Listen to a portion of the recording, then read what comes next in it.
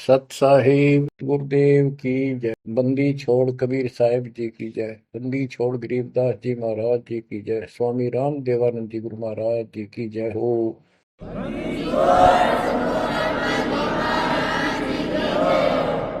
सर्व संतों की जय, सर्व भक्तों की जय, धर्मी पुरुषों की, श्री काशी धाम की जय, श्री सुडानी धाम की जय, श्री क्रोथा धाम की जय, श्री बरवाड़ा धाम। सत साहिब गरीब नमो नमो सत पुरुष को नमस्कार गुरु के नहीं। सुर नर मुनि जन साधुआ संतों सर्व दीन। सतगुरु साहेब संत सब दंडोतम प्रणाम। आगे पीछे मध्य हुए तिनको जा कुर्बान। नराकार निर्विषम काल जाल भय भंजन। निर्लेपम निज निर्गुणम अकल अनुपेशंदन। सोहम सुरति समापतम सकल समाना निर्तल। उज्ज्वल हिरंबर हरदमं पर्व अथाह वार पार नहीं मध्य तुम। ग्रीव दोष सुमरत सिद्ध होई। गणनायक गिरताना करो अनुग्रह सोई। पारस पद परवाना आदि गणेश मनाऊं। गणनायक देवन देवा चरण कमल लाऊं। आदि अंत करूं सेवा। परम शक्ति संगीत रिद्धि सिद्धि दाता सोई। अविगत गुण अतीतम सत पुरुष निर्मोही। जगदम्बा जगदीशम मंगल रूप मुरारी। तन मन अर्पो सीसम भक्ति मुक्ति भंडारी। सुर नर मुनि जन ध्यामै। ब्रह्मा विष्णु महेशा। शेष सहस मुख गावै। पूज्य आदि गणेश। इंद्र कुबेर सरीखा। वरुण धर्म राय जावै। समर्थ जीवन जी का मन इच्छा फल पावै। 33 कोटि अधारा ध्यावै सहस 88। उतरै बहुजल पारा कट है यम की फांसी। कबीर सतगुरु के उपदेश का सुनिया एक विचार। जय सतगुरु मिलते नहीं जाते नरक द्वार। नरक द्वार में दूत सब करते खेचातान। उनसे कभू नहीं छूटता फिरता चारों खाने। कबीर चार खानी में भरमता कबहू न लगता तार। सो फेरा सब मिट गया मेरे सतगुरु के उपकार। जय जय सतगुरु मेरे की जय जय सतगुरु मेरे की। सदा साहिबी सुख से बसियो अमरपुरी के डेरे की। जय जय सतगुरु मेरे की। जय जय सतगुरु मेरे की। सदा साहिबी सुख से बसियो अमरपुरी के डेरे।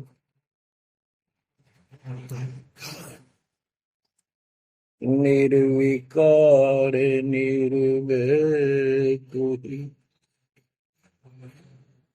और सकल वैमा। यदि साधो और सकल वैमा। सब पर तेरी साहिब सब पर तेरी साहिबी। तुझ पर साहिब ना। निर्विकार निर्भय निर्विकार निर्भय तू ही और सकल बना। यदि साधु और सकल बना। सब पर तेरी साहिब सब पर तेरी साहिब। तुझ पर साहिब ना निर्विकार निर्भय।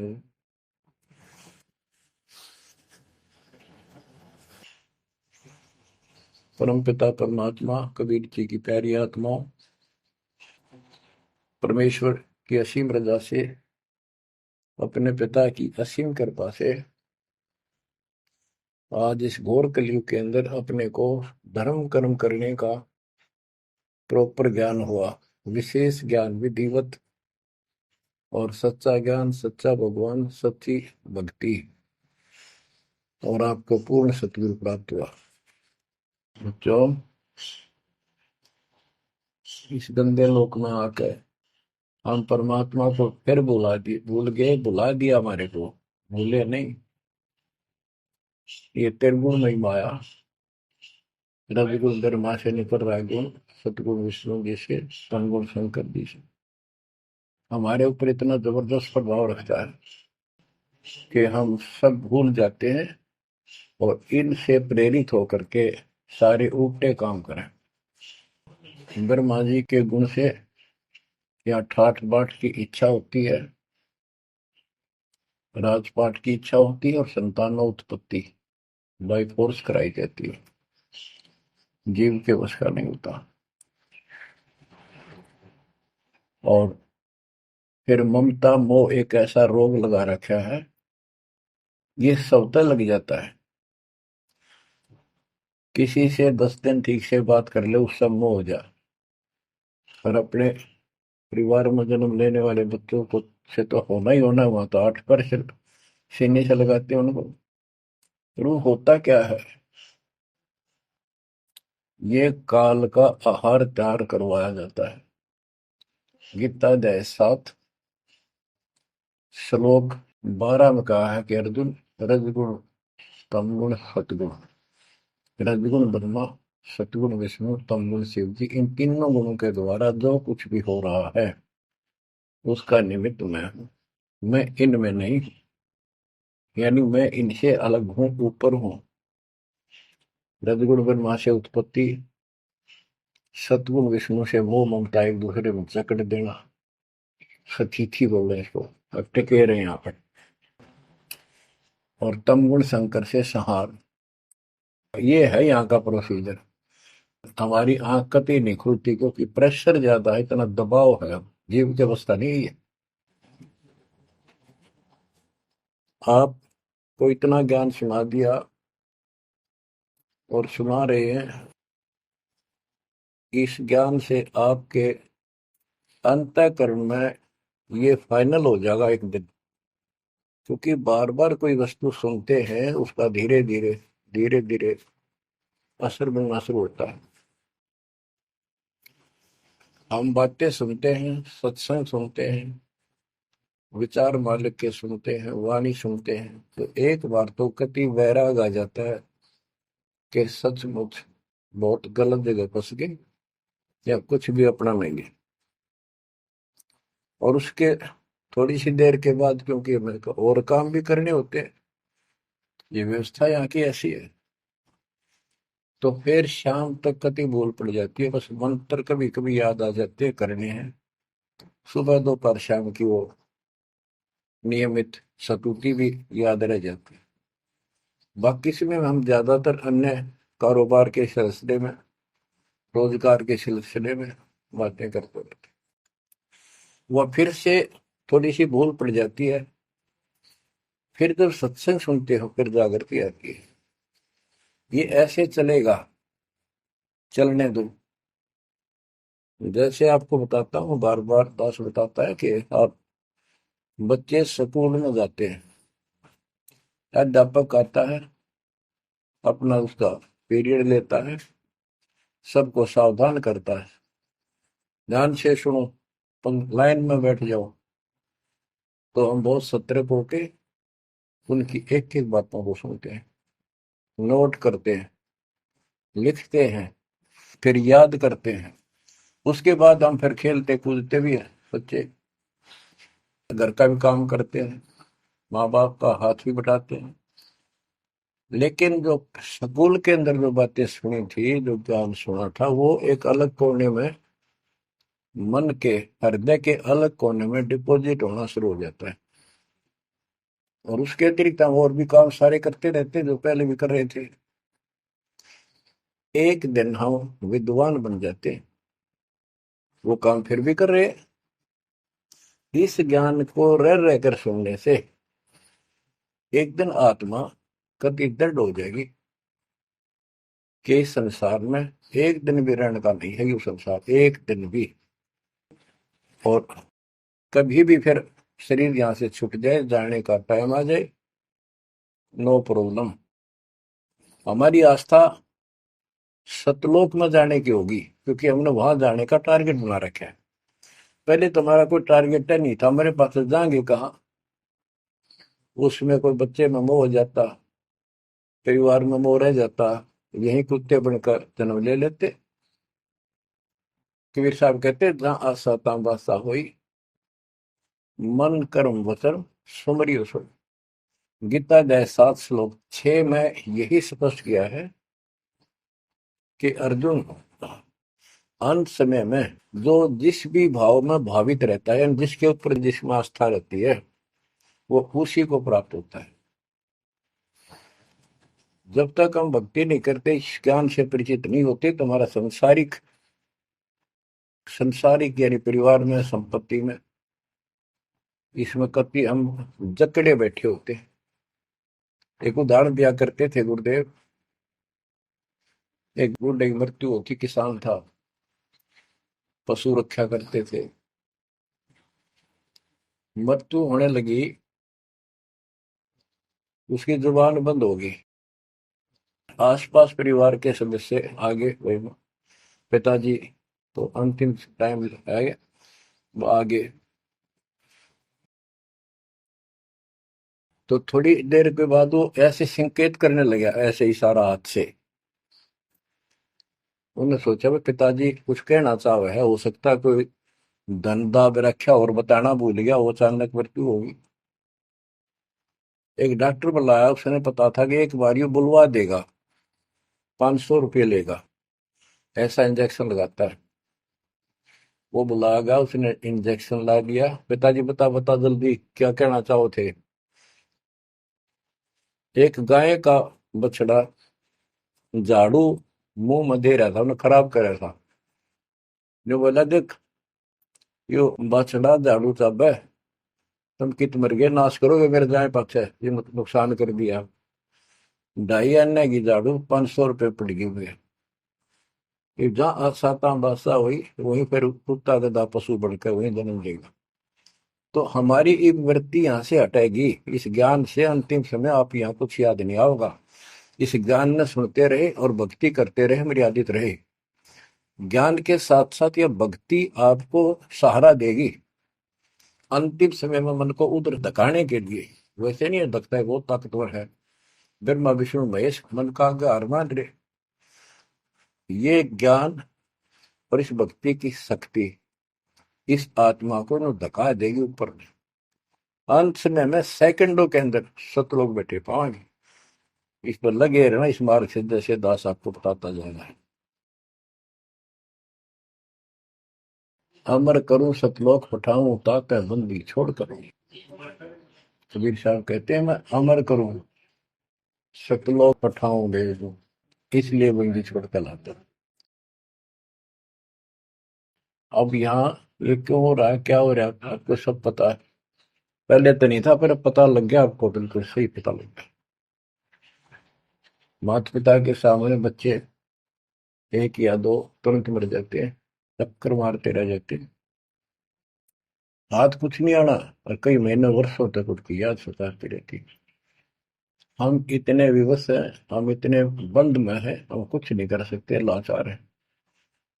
एक राष्ट्रपति किसी देश का, या प्रधानमंत्री या अन्य कोई सक्षम मानता अपने आप को, उसका इकलौता बेटा मर गया, प्रधानमंत्री, टक्कर मारा वो टक्कर। और उससे पहले जब आकाश में वो थी उसकी टूटी, साथ में आकाश में रहा था, उसका दिमाग धरती पे पटक दिया। एक बताते हैं, महाभारत में प्रकरण आता है, द्रोणाचार्य ये गुरु था कौरव पांडव का, और शिक्षा दिया करता मोह मत करो, मोह सबसे बड़ा खतरनाक है। द्रोणाचार्य का जब लड़का अश्वत्थामा मरा, मरा नहीं था उस समय तक, ये कह दिया गया अश्वत्थामा मर गया। वो झूठ बुलवाई गई थी श्री कृष्ण में प्रवेश काल द्वारा कि एक अश्वत्थामा नाम का हाथी था, उसको मार दिया गया। और युधिष्ठिर का बहुत विश्वास करते थे सब कि ये सत्यवादी है, कभी झूठ नहीं बोलता। तो काल ने यह चाल चाली कि द्रोणाचार्य पांडवों की सेना को मार डालेगा। बहुत जबरदस्त तीरंदाज है, बहुत गजब का शूरवीर निशानेबाज है, इसको कंडम किया जाए। तो उसको कंडम करने का तरीका अपनाया कि इसको एक झूठी खबर फैलाई जाए कि अश्वत्थामा इसका बेटा मर गया युद्ध में, फिर ये पागल हो जाएगा।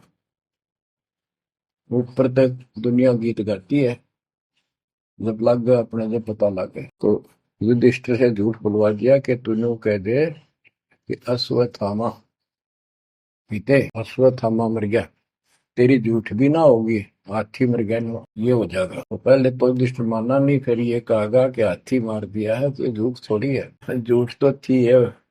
न्यू थोड़ा, पहले हम छोटे से थे तो न्यू कहते, अरे झूठ बोली तो ना पाप लगेगा, बोला ना, उंगली पर उंगली चढ़ा के बोली थी, ये कौन पाप लगे। यानी ये अपने फार्मूले हैं, पाप तो पाप पर लगे। तो सब ने कहा कि आपका बेटा अश्वत्थामा मर गया द्रोणाचार्य। तो बोला नहीं, मेरा बेटा नहीं मर सकता, नहीं मर सकता, उसको मारने की हिम्मत किसी में नहीं। कि युधिष्ठिर कह देगा तो मैं मान जाऊंगा। तब युधिष्ठिर ने कहा अश्वत्थामा थे नर वा कुंजर, नर तो जोर तो बोल दिया, वाह कुंजर, भाई हाथी आदमी या हाथी ये नहीं कह सकता, वो मन मन में बोल दिया। तो यह बात सुनकर अश्वत्थामा ही थे, अश्वत्थामा मारा गया।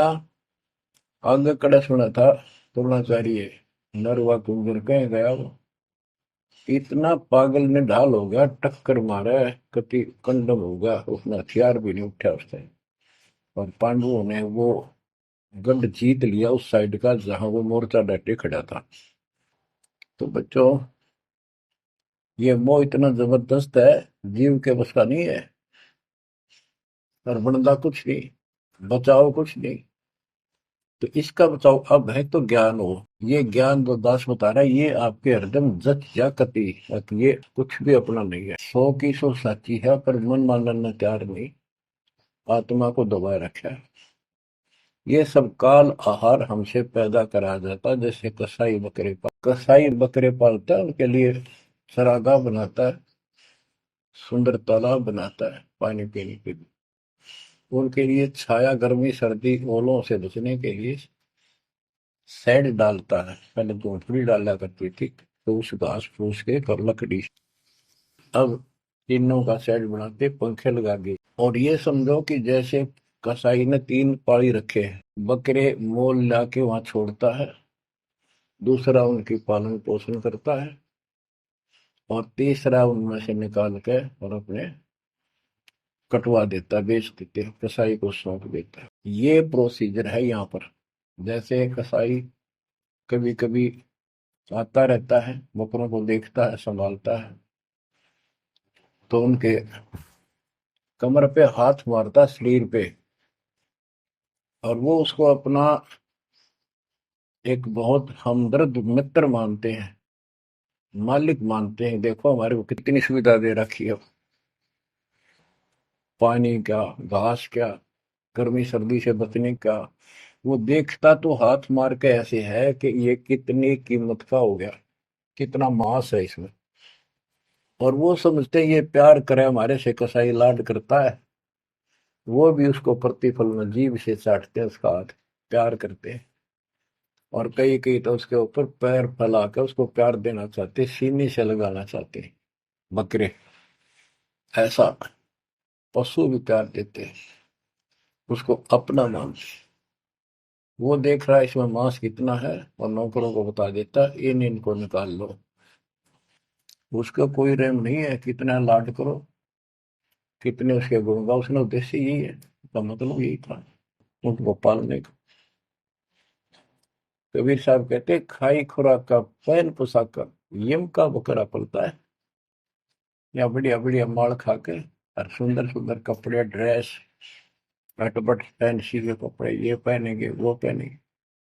कहते खाई खुराक का पहन पोशाक का यम का बकरा पड़ता है।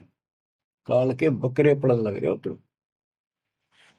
इन बातों को बच्चों अच्छी तरह हृदय में बैठा लो एक कोने में।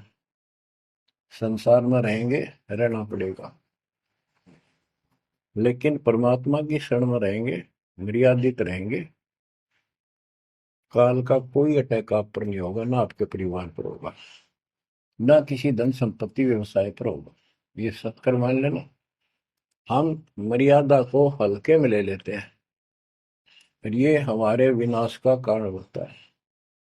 गलती हम करते हैं, कोई काल का ऐसा अटैक आने का समय हो गया और वो नुकसान हो गया तो भक्ति और छोड़ देते हैं, हो गया सर्वनाश। भक्ति छोड़ दी, भगवान की शरण छोड़ दी, फिर और कहाँ ठिकाना रह गया। कटी पतंग हो गए। कटी पतंग का कोई अस्तित्व नहीं रहता, कुछ देर उड़ जरूर सकती है, अंत में पता नहीं कि करके पेड़ बबूल के पेड़ में उलझ के फड़फड़ कर कपाटती है। ऐसे फंसे रह जाओगे तुम इस काल के जाल में, कांटेदार झाड़ियों में, इस गंदे लोग। तो बच्चों इस बात का सख्त ध्यान रखो, यदि आपने यहाँ से निकलना है मर्यादा ना टूटे। और मर्यादा ये पता नहीं कितने प्रकार से टूट जाती है।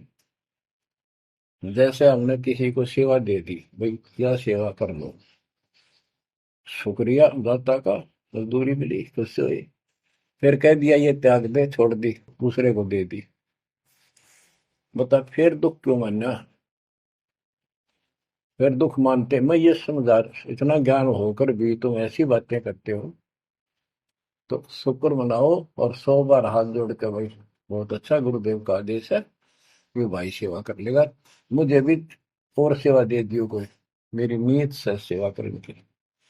अन्ना मिला तो अपना सबर करे, भक्ति करे, सत्संग में जाओ। 100 सेवा है असल में करने वाले को, बहुत सी सेवा होती है। तो एक बात का बंद कर नहीं बैठना चाहिए। ये प्रार्थना आती है, मेरे को कोऑर्डिनेटर सेवा फिर दियो, ये भी कमजोरी है। जैसे एक डॉक्टर के पास बूढ़ा आदमी गया, कमजोर सा, और दोस्ता में अस्थि पिंजर बने जा शरीर का,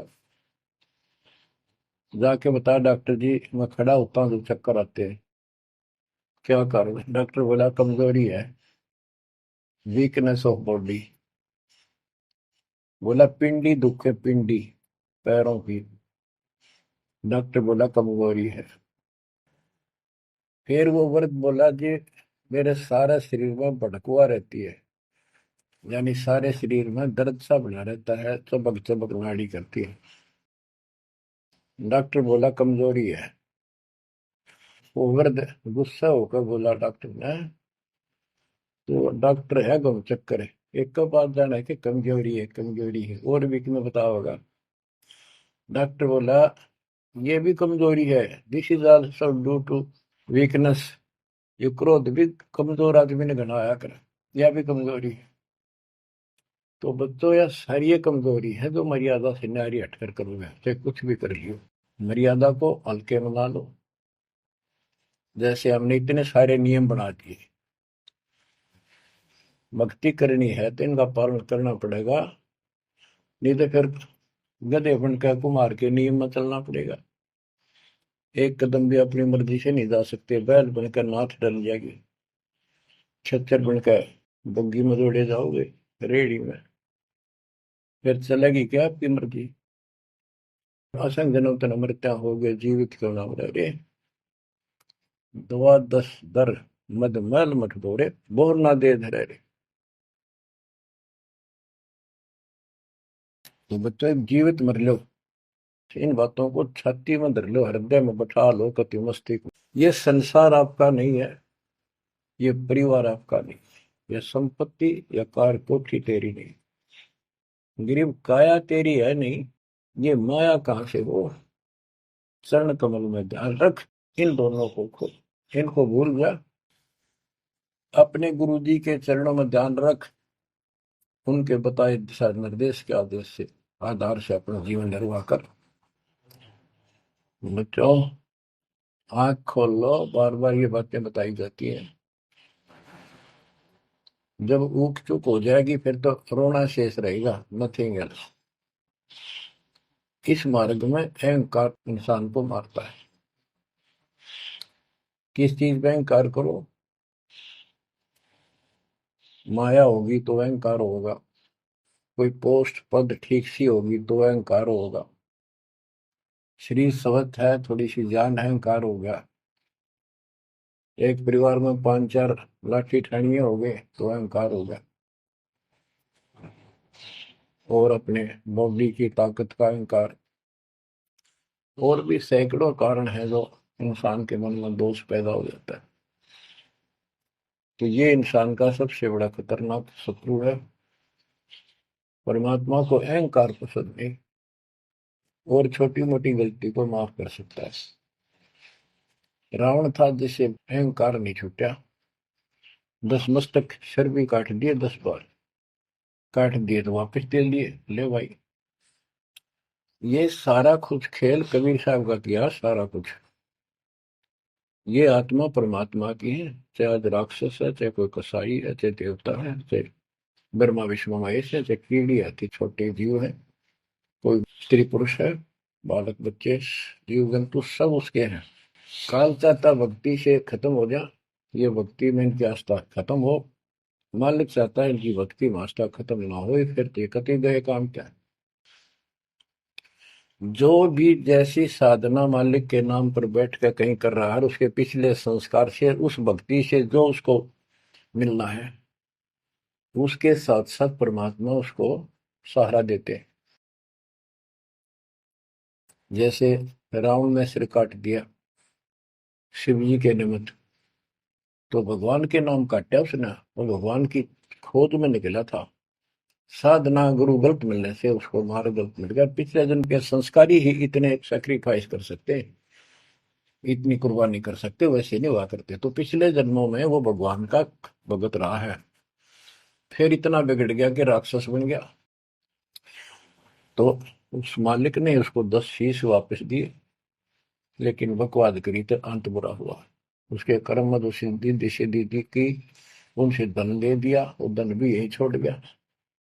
गिरफ्त सर्व सोने की लंका होती, रावण शरण दी, एक पलक में राज विराजी, जम के पड़े दी, मन तो सुख के सागर बसरे, और न ऐसा यसरे। क्या मांगो कुछ थिर न राही, देखत नैन चला जग जाई, एक लख पूत सवा लख नाती, उस रावण का आज दीवान बाती। एक पुत्र मांगते फिरते, एक बेटा देते, हे भगवान बेटा हो गया। बेटियों की तो हम गिनती नहीं करते, बेटा चाहिए बेटा। वो किस लिए उगलछमी पैदा कर रखी थी कि बेटा ना हो तो गति नहीं होगी माँ बाप की, क्योंकि अंत समय में जेठा बेटा, बड़ा पुत्र माँ बाप का अंतिम संस्कार कराए, यानी उसने फूका है, फिर उसकी अस्थि डाल का है, फिर उसकी क्रियाक्रम करावे, तो उसकी गति हो। और जिसका बेटा नहीं, उसकी गति नहीं हो सकती। उसको तो संतान वाला मानते भी को नहीं, मना नहीं करते थे। अब तो ये चांदना होगा, रोशनी होगी, बेटा बेटी है, कितनी मूर्खता का काम था। लेकिन काल ने तो उल्टी पढ़ाई पढ़ानी, उल्टा रास्ते डालना, वो होना, एक परंपरा बनाकर बैठ गए, वो एक लकीर के फकीर होंगे। जैसे राजा दशरथ का सबसे बड़ा बेटा रामचंद्र था, उसको राज दे दिया, और बच्चों फिर उसको वनवास देना पड़ गया मजबूरी में। रामचंद्र जी वनवास में चल पड़े। राजा दशरथ का इतना मोह था अपने बच्चों में रामचंद्र में विशेष, और जो बिछुड़ा उसमें ज्यादा होया करे, तो नो चल पड़ा, महल के ऊपर चढ़ के देखा, दिखता रहा, फिर नहीं दिखा तो चौबारे की अटारी पर चढ़ गया, चौबारे पर चढ़ कर जहां तक उससे दिखा, फिर मुंडेर पर चढ़ गया, एडी ठाई गिर गया, वहां से जमीन पर गिर गया, गिरते मर गया। अब रामचंद्र वापस नहीं आया, उसका अंतिम संस्कार किसने करा? वो पूछने वाला वे मंदबुद्धियों ने जो दुनिया को भ्रमित क्या करते थे, किसी की अकल वहां नहीं गई वहां तक, जेठा बेटा था ही नहीं, फिर उसके अंतिम संस्कार किसने करे? दूसरे ने करे होंगे। तो ये बात कहने की है, तो इसका मतलब उसकी गति हुई नहीं, बेटा होते हुए भी अंतिम संस्कार नहीं कर सका। तो इन बातों ने छोड़कर सतगुरु कबीर साहब द्वारा जो ज्ञान दिया है, इस पे दृढ़ हो जाओ। देखो, हमारी सारी बात उल्टी है। भक्ति मार्ग में बेटा है, बेटी है, अच्छी बात है। परमात्मा के चरणों में लग गए दोनों, तो हम तो बरी से हो गए, क्यों? भगवान आप पर खड़ा हो गया। और बेटा भक्ति नहीं करता, बेटी करती है, तो एक कौडी का नहीं हो बेटा किसी काम का। कबीर साहब कहते हैं, राम रटत कन्या बली, साकर फलाना पूत, छेरी के गलगल थना, छेरी के गलगल थना, जिसमें दूध न बूत। बकरी के गल में एक खाल लटका रहा थन के साथ, व्रत की खाल। कहते वो बेटा था गल का, ऐसे वजन है सिर पर, बेमतलब का व्रत का दिखावा है। और वह बेटी अच्छी, राम रटत कन्या बली, सकट बलाना पूत। तो बच्चों, ये दातम मार्ग है, इसमें सारी बातें पहले से विपरीत हैं। देखो, बेटा ना होगा, बेटी बेटी होगी, तो यहाँ सृष्टि नहीं चलेगी। और बेटी बेटी होगी, बेटा नहीं हुआ, तो भी दिक्कत संसार की सृष्टि में आ सकती है। बाकी भगत का कोई फर्क नहीं पड़ेगा। इन बातों को जो दास कहता है, इनको एक सामान्य बातें ना समझना, निष्कर्ष है इस जीवन का। जिसके बेटी नहीं है, उसको ये तड़प रह जाती है बेटा होता, या भूल के भी ना करना। इन बेटे वाले ने देख लो कितने सुखी, टाइम पर रोटी नहीं, चाह ने भी तरसे बैठे बैठे। वो सोचे बड़ा दे देगा, छोटा सोचे बड़ा आप दे देगा, बड़ा सोचे छोटा कह देगा। बड़े बेटे आख्या में आंसू बुढ़ा में।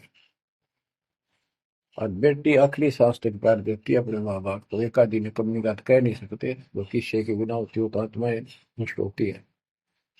आखिरी सांस तक यहाँ भी हमने देखा, जैसे लड़की रोटी खा रही है और लड़का वैसे बैठा था, माँ ने कहा बेटा वो सामान ला उठा कर, रोटी तैयार बनाऊ भोजन। बैठा बेटा ना लाऊं, मुंह कौन खोया लावे। बेटी तो कया भी कोई ना, रोटी खाती खाती छोड़ के आण की थी, एक 10 साल का की होगी, लड़का 12-13 साल का। उठ कर रोटी छोड़ के हाथ धोकर और सामान लाकर माँ को दे दिया। लेकिन फिर भी बेटे में मोह ज्यादा और बेटी में नहीं। इसका कारण यह था कि हमने बेटी को बाहर बना लिया इस गलत रीति रिवाज। बेटी तो 15-16-20 साल की मेहमान होती है आपकी, ये तो परमात्मा की बेटी 2 गुना का सुधार करती है। आगे जाके घर बसावे, उस परिवार को भी सुधारे, और माँ बाप के अंदर मोह न्यारा रहे। तो भाव ये है कहने का, अगर बेटा नहीं है ना और भगत है, उसके सब भगवान धरती पर नहीं। प्रथम तो वो है जिसका कति संतान नहीं, वो भगवान। दूसरा वो है जिसका बेटी बेटा ना हो, बेटियां की करके शादी वृद्ध अवस्था में अपना लेकर मारा जाता है। और बेटी वहां बैठी भी माँ बाप की चिंता करेंगी और कोई न कोई सुविधा उनको देती रहेगी। और बेटा छाती पर रह के भी खून फूक के जाएंगे, कति साफ दिखाई दे है, इसमें कोई मानो तो ना मानो। लेकिन बेटे भी हैं, ठीक है, और उनमें वो भी भक्ति करो, आप भी करो, कुछ दिन में उनको समझ आ जाएगी, पुत्रवधू भी भगवान से डरने वाली हो जाएंगी, माँ बाप का ध्यान रखें, वैसे कोई विकल्प नहीं इसका। लेकिन इस दुख को हम अच्छा मानते हैं पुत्र ना होने से। हम तो काल ने गधे बना रखे हैं, जितना कष्ट हमें रहे और वजन लग जा रहा है तो हम सीधे चल, और कम हो जाता मानने को नहीं। हमारा तो जैसे एक माई का पुत्र मर गया 15-16 साल का, और भगत थी, टक्कर मारी, रोना पड़े है कि बस की बात है, पाला पोसा ले जाता का। फिर उसने थोड़ा सब्र हुआ जैसे, उस दूसरे देखो बिना भगत थे उनके पड़ोस में, जो उनके लड़के की शादी होगी, और वह पत्नी थी बदचलन, उनको समझाने की चेष्टा करी कि तू ऐसा ना कर, लेकिन वह तो मानी नहीं, उसने वही फांसी खा ली। अब वह भी मर गई, और वो बेटा भी जेल में, और वो सारे जेल में। वो दहेज के कारण, एक बेटा था ऐसे ही, उसने बहू को प्रताड़ित किया दहेज लेने के लिए, गरीब घर की लड़की थी, उसने सुसाइड कर लिया। वैसे सुसाइड करना कोई विकल्प नहीं है, इसे गंदे आदमी को छोड़ के कुमारी रह ले, अपने घर पे बैठ लिया। तो उस बेटे के कारण माँ बाप ने भी सजा हुई, बहनों तक भी जेल होगी, इसे बेटे ने के फूका है। ईसा तो पहले मर जाता था, अच्छा था। लेकिन हम इस बात को मानने को तैयार नहीं है, ना मानने में जब क्या कर लोगे, काल तक आ गया, मारे दो टक्कर। तो कहने का भाव यह है कि इन विचारों से अपने मन को सेट रखो, परमात्मा जो करता है वो सही करता है। जैसे आपको बताते रहते हैं, एक बार हजरत मूसा जी, यहूदी धर्म के प्रवर्तक ने, से किसी ने पूछा सत्संगी ने कि आज के दिन सबसे बड़ा इल्म वाला यानी ज्ञानी कौन है, उसने अपने आप को बताया। तो उसका अल्लाह बोला, जिसको खुदा मानते हैं, जिसने कुरान का ज्ञान दिया, बाइबल का दिया। ये मूसा तने ये बात बहुत गलत की, मुझे अच्छा नहीं लगा, तुमने अपने आप को कैसे कह दिया मैं सबसे विद्वान हूँ। अब मूसा जी भी अपनी जगह ठीक थे जी, यो ज्ञान आपसे प्राप्त हुआ, आप भगवान खुदा हो, और खुदा जो ज्ञान देता हुआ सबसे उत्तम होता है, मैं उसी के आधार पर कह दिया। बोला नहीं, तेरा ज्ञान तो अल खिजर के ज्ञान के सामने पश्चिम भी नहीं, कुछ भी नहीं है। तो अल खिजर के पास मूसा जी पहुंच गए। अल खिजर जी ने कहा, कबीर साहब थे वो, कि मेरी तो बातों को माननेगा नहीं, विश्वास नहीं करेगा, जो मैं को बातें माननी पड़ेगी, कोई ऑब्जेक्शन नहीं होना चाहिए, और बोल लेगा नहीं, सुन देखता देखता रही। वो बोला, मूसा जी बोले, बिल्कुल महाराज, जैसे आप कहोगे, मुझे सब्र करने वाला पाओगे, कति मैं ऑब्जेक्शन नहीं करूंगा आपकी बातों में, अगर तू खरा उतरा तो ज्ञान बताऊंगा, ना बताऊंगा। उसने रास्ते में चलते एक जवान लड़का था, 17-18 साल का, अलखीजर ने पकड़ के और उसकी गर्दन पकड़ के मार दिया। तो मूसा जी बोले, तनिष बेकसूर को मार दिया, तेरा दिमाग खराब है, यूं क्यों मारा तेने, क्या बिगाड़ा तेरा इसको। तो अलखीजर बोला, मैंने कहा था मैं जो करूँ तू देखता रहिए, बोलना नहीं है, मेरी क्रिया पर अविश्वास ना करना। मूसा जी ने अपनी गलती मानी, चल पड़ा। ऐसे ऐसे 2-3 और कारण गए, सब में उसने ऐसे ऑब्जेक्शन किया, आखिर में वो बिना हार गया मूसा कि मैं इस योग्य नहीं, मैं आपकी बातों को विश्वास करता रहा हूँ। लास्ट बताया जाए कि इस क्रिया के बाद तो फिर ऑब्जेक्शन किया तो मैं तेरे से बात नहीं करूंगा, ना पे बताऊंगा। ज्ञान बोला भी ठीक है, उस पर भी हार गया वो। तब अल खिजर बोला, सुन ले, ज्ञान तो तूने बताऊ नहीं, तो वो लड़का क्यों मारा था, वो ऐसा दुष्ट पैदा हो गया था, इसके माँ बाप भगत हैं, और उनको इतना परेशान करता, वह रो रो का टाइम काटते। उसके स्थान पर भगवान ने उनके घर में 50 साल की उम्र में एक बेटी का जन्म दिया। उनका सुखी जीवन बना। ये प्रमाण है उसके अंदर, बाइबल के अंदर। तो बच्चों, ये सत्य मान लो, मालिक जो करे उसको सही मानो। ऊक चूक हो भी जा तो भगवान से दूर ना हो जाना। वो जो करेगा भगवान कभी गलत नहीं करेगा। ये तो आपने मानना ही पड़ेगा। गलत तो हम करे बैठे, हाँ यू काल करवाने लगे, पर रोज गलत हुआ है, एक दिन भी तो नहीं। तो बच्चों, परमात्मा की प्रत्येक क्रिया पर विश्वास रख कर चलो तुम। हमने चाहे कितना नुकसान होता दिखे, राज्य क्रम ताराम की रजा दरशीष दास गरीब दरस परस तिस बैठे जगदीश। हम अपनी विचारधारा को ऊपर रखा है, जो घिसी पट्टी और बिल्कुल बकवादों से भरी होती है। इस कारण से हम भगवान पे विश्वास, गुरु जी पे विश्वास और सब क्रियाओं पे विश्वास करके अपने कर्म छोड़ के फिर काल के जाल में फंसे रह जाते। और वहां कुछ है ही नहीं। वो तो सारे उल्टे कर्म, बेसिक परंपरा बनावटी है। बच्चों, विश्वास करो अपने बंदी छोड़ पे। विश्वास नहीं करोगे तो मार खाओगे।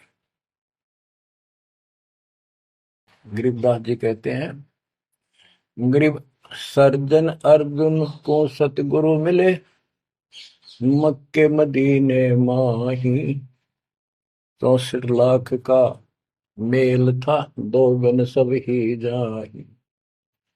गरीब चंडाली के चौक में सतगुरु बैठे आए, 64 लाख गारत गए, दो रहे सतगुरु पाए। गरीब सरजुन अर्जुन ठाहरे, सतगुरु की प्रतीत, सतगुरु यहाँ ना बैठिए, यो द्वारा है नीच। गरीब ऊंच नीच में हम रहे, हांड चाम की दे, सरगुन अर्जुन समझियो, रखियो शब्द स्नेह। बच्चों, सरजुन और अर्जुन नाम के दो मुसलमान थे। इनके नाम तो मुसलमान पद्धति पर थे। परमात्मा मक्का मदीने में गए तो वहां बहुत से चमत्कार किए। इन दोनों आत्माओं को समझ में आई ये बात। फिर ये सारी संगत में वहां मुसलमान थे, 2 वक्त मुसलमान हुए। इन्होंने कहा, वैसे तो काफी थे मुसलमान भी, पर ये विशेष दृढ़ थे, सब नियमों का पालन करने वाले थे। तो इनका नाम बदल के सरजुन और अर्जुन रख दिया। परमेश्वर कबीर जी ने संगत की परीक्षा लेने के लिए लीला की कि ये विश्वास करते हैं या नहीं करते। क्योंकि भक्तों में गुरुदेव के आदेश का पालन कम होने लगा था। जैसे एक लड़की थी, उसको ज्ञान हुआ वो गलत काम करती थी, वैसा थी। अपना जीवन सुधारने के लिए मालिक से ज्ञान सुना, सत्संग में आने लगी, तो संगत वाले उसको धिक्कारने लगे। गुरु जी से बताया, गुरु जी ने सत्संग के बाद उनसे कहा, भाई आपने इस चीज से कोई लेना देना नहीं, कोई सत्संग सुनेगा नहीं तो आत्मा कैसे साफ होगी। कपड़े को पानी साबुन लगेगा नहीं, उसका मैल कैसे उतरेगा। फिर भी वो जैसे तैसे अटपट करते रहते हैं। एक दिन मालिक ने परीक्षा ली। एक लड़की उस वैश्या को हाथी पर बैठाया, हाथी किराए पर लिया। हाथ में गंगाजल, सफेद पानी बोतल में भर लिया, जैसे शराब हो। लड़की के कंधे पर हाथ रख लिया, सारी काशी में घुमा दिया। साथ में रविदास जी थे। तो जितने भी सबको पता चलता है, लोग देखते गए, शिष्यों को बुला बुला के लाओ, देख हम तो क्या करते, वहां पर वैश्या तक जाती है, दुल्हा कैरेक्टरलेस है। पहले तो हम भगवान क्या करते उसको, इतने सुख दे दिए, जान निकली पड़ी थी, टोटा दुखी कर रहा था, शरीर में कष्ट थे, कहीं सुबह का रोटी भी नहीं थी, और इतने ठाठ कर दिए गुने दिनों में। जब तो भगवान थे, आज वो शैतान लगे। ये हमारी कमजोर बुद्धि, जीव बुद्धि की सोच थी। सब परमात्मा को छोड़कर दूसरी साधना करने लग गई। गरीबदास जी कहते बड़ुआ बड़ुआ सब कहे कोई ना जाने खोज। क्यों ऐसे किया था उस बालक ने, इसको कोई नहीं समझ सका। दास गरीब कबीर कर्म बट सर का बोझ, कि वो इतने शिष्य बना लिए थे, उसका भार गुरु पे होता है उनको पार करने का। और वो सारे निकम्मे हो गए थे, अविश्वास कर रहे थे, मर्यादा का पालन नहीं करते थे, तो एक का झटके में सारे आप पड़ गए, वो भार सारा उतर गया। तो उस समय अर्जुन सर्जुन बाहर गए हुए थे, उनका ड्यूटी लगाई थी, तू जाया करो मुसलमानों के मेला में, वहां समझाओ लोगों को। तो मक्का मदीना से ये आए। उस समय सारी लीला हो चुकी थी, और कबीर साहब उनकी परीक्षा के लिए उस दिन भी उस लड़की के घर जा बैठे, वैश्या के आंगन में।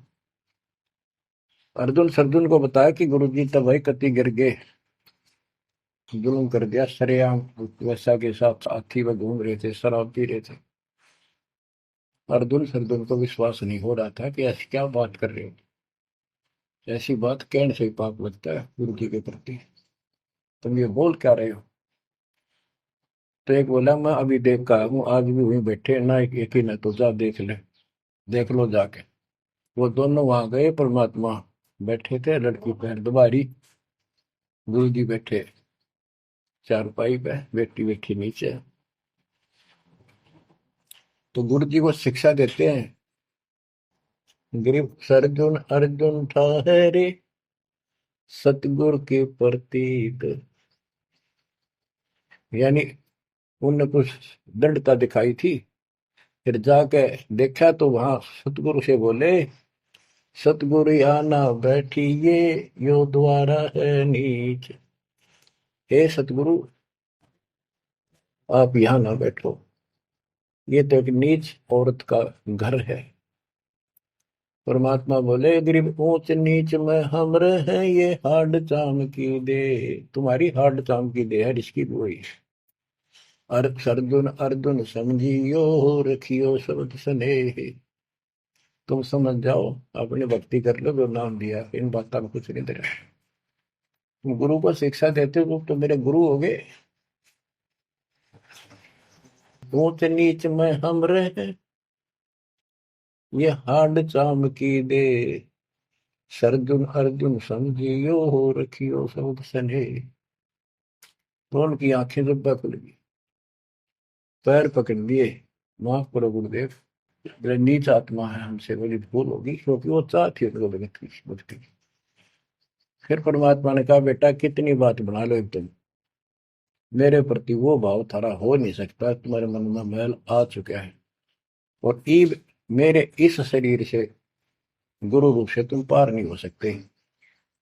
फिर रोए बुरी तरह जी, फिर उद्धार कैसे होगा। फिर बता कि दिल्ली से 10 मील दूर पश्चिम की ओर किसी गांव में हम फिर आएंगे, हमारा एक भक्त आएगा, उसको दीक्षा देंगे, दीक्षा उससे लेकर तुम कल्याण को प्राप्त होगे।